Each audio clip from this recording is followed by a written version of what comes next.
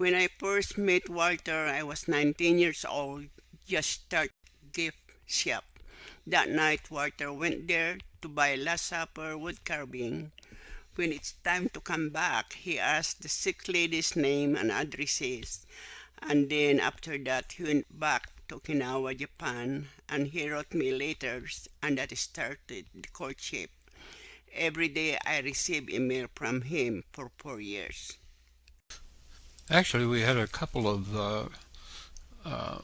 were reunited a couple times.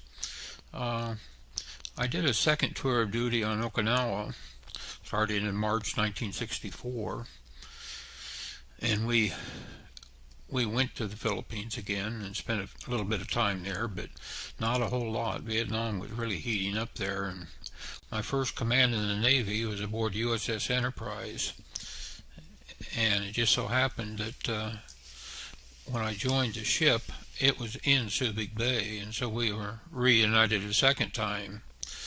However, Vietnam, the rigors of war, continued, and we had long at-sea periods, so our visits were short, and there was 2 or 3 months, a couple of months between each visit.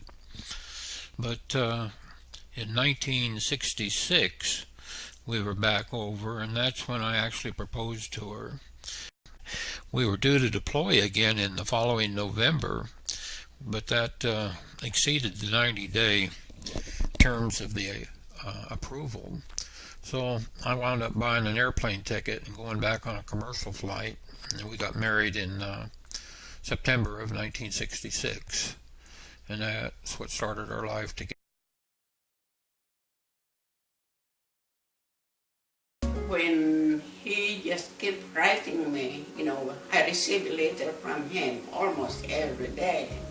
And that's when you start falling in love of reading that letter from him. And this, you will see, wow, this will be my husband.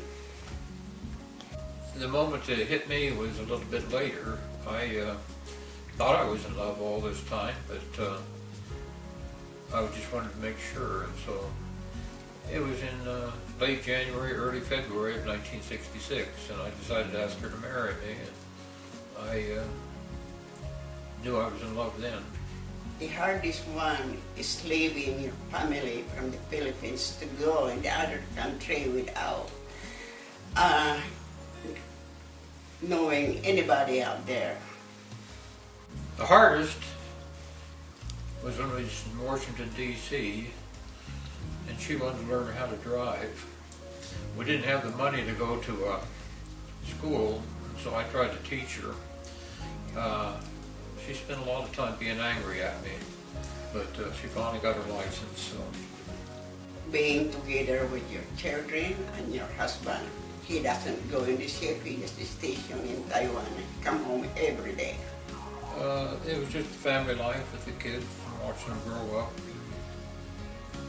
By far the easiest.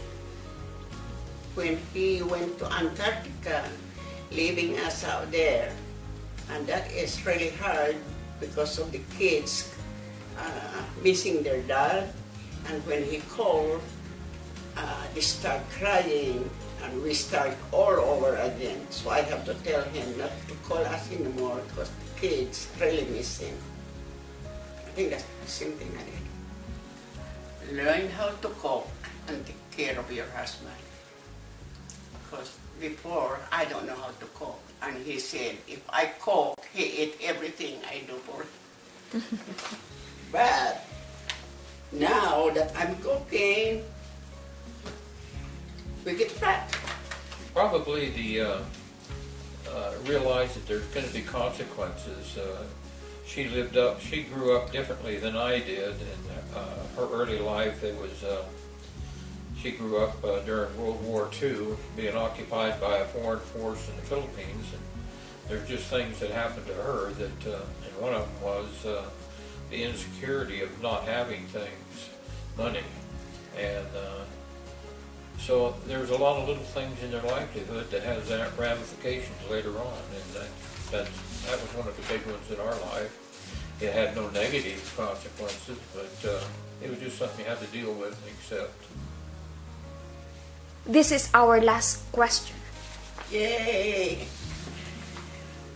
I don't wear makeup because he doesn't want me to wear makeup. All he wants is lipstick, so I can give him kiss.